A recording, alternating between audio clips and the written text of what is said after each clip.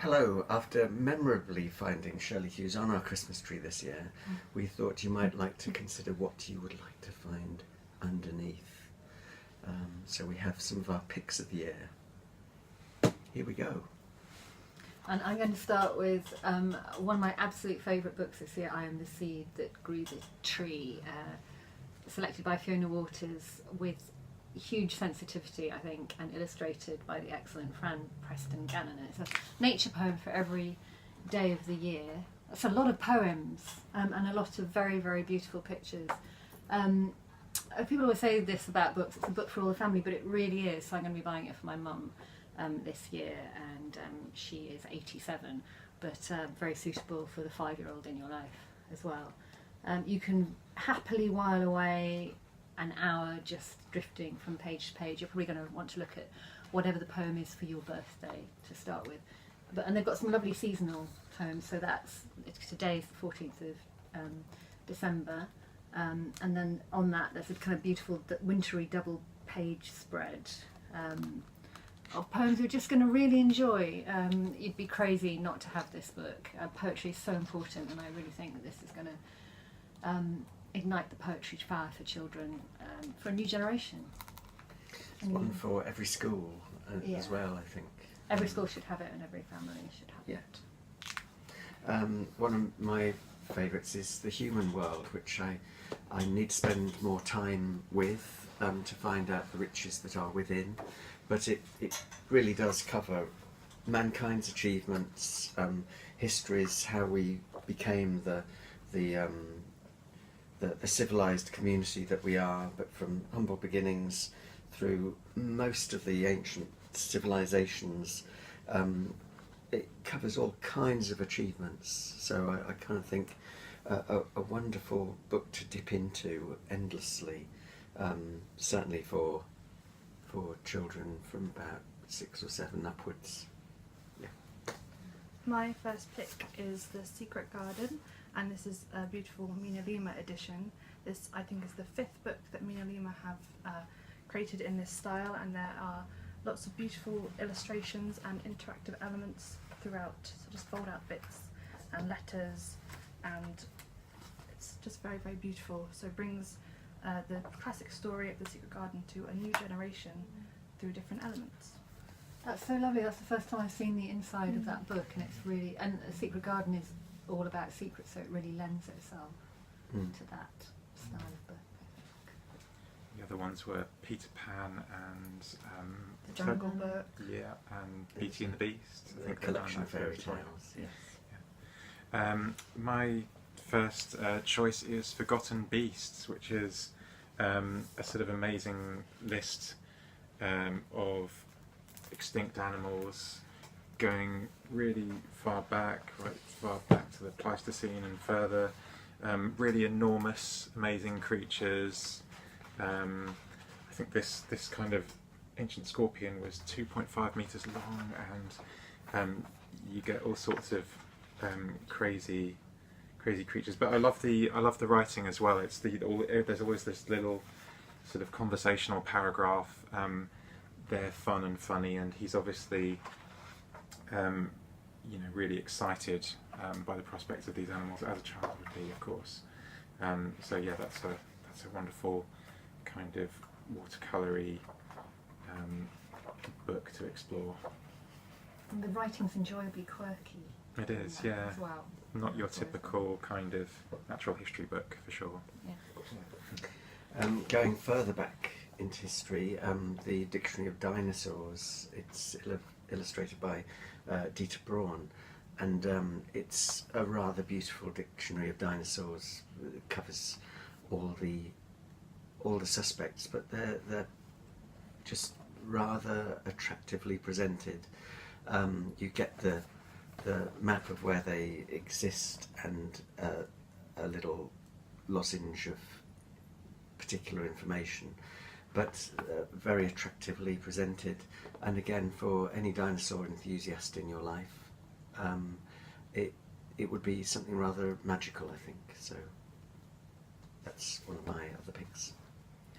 And I would like to mention Young, Gifted and Black, which is a great book. really full of all kinds of people you've heard of. The wonderful Maya Angelou, one of my heroines, but people you won't have heard of. It's really difficult not to look at this book. Put the booksellers, put this book in the window and people will come in and buy it, and other books too.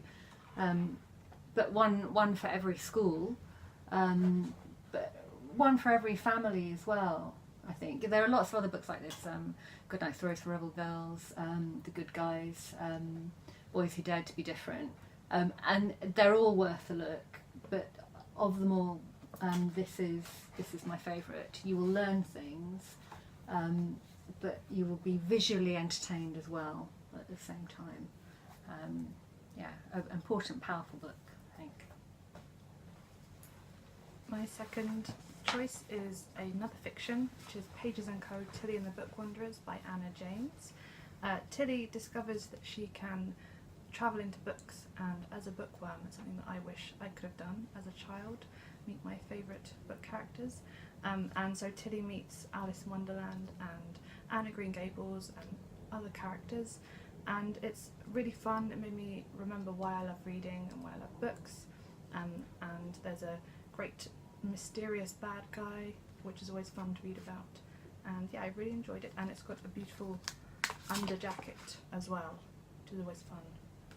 That's such a pretty book. Next one I'll mention is Big Ideas for Curious Minds, which is an introduction to philosophy. So it's the School of Life, Alain de Botton's School of Life, and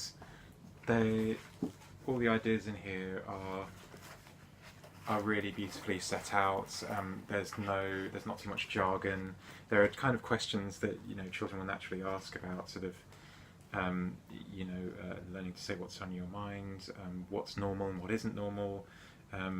If someone's angry, maybe it's is it you that's responsible? Probably not. People being unhappy or mean, and great illustrations throughout. But I think just such a great way to break down philosophical ideas and introduce characters like Socrates, of course, and even Wittgenstein. So yeah, their children will of course explore these characters in more depth later. But what a great book to get them started on these ideas. Great for adults as well, that book. I can think of lots yeah. of adults who I could give that to for Christmas. And then I love the sea. This is kind of a summary looking book, but I don't see why you shouldn't buy it at Christmas time as well.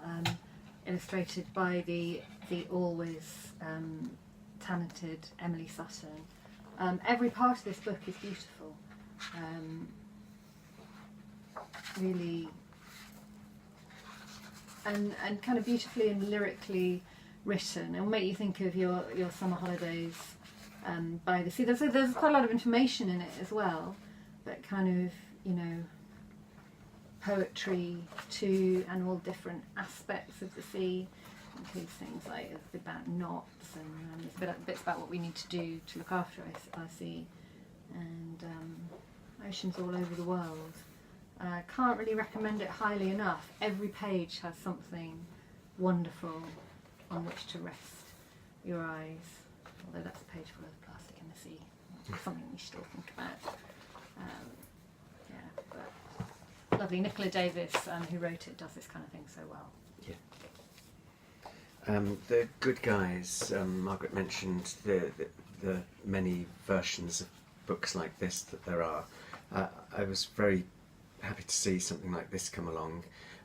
Again, a really interesting selection of people throughout history, all doing something kind, and changing the world around them in maybe small ways, but whether it's activism, whether it's political change, whether it's scientific knowledge and breakthroughs, but also affecting people's lives for the better and forcing through the changes they've made to have an effect. I thought it was beautifully written.